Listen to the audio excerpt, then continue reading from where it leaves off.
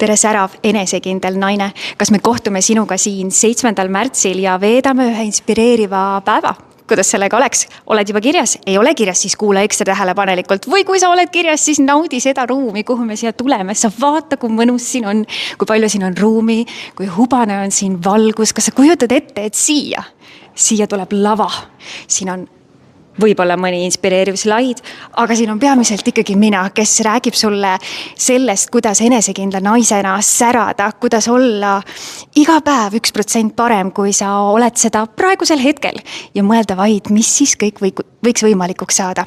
Siin sellel teel, sa kujut ette, et siin on rida laudasid praegu, kus peal sa hakkad maalima koos Jaanikaga. Tere! Ja mida täpsemalt siis see maalimise väikene töötuba tähendab? See tähendabki, et me toome välja selles töötoas sinu naiselikkuse, sinu enesekindluse, kogu selle kire ja head emotsioonid, mis su sees on alati olemas. Ja sul ongi võimalus kõik see kanda lõuendile ja teha pilt, mis on täiesti ainulaadne, isikupärane ja see pilt on ainult sinu oma. Mitte kellegil teisel sellist loomingut ei tule. Naine, ma arvan, et sa juba mõtled sellele, et tahaks hirmsasti tulla, tahaks sellest päevast osa saada.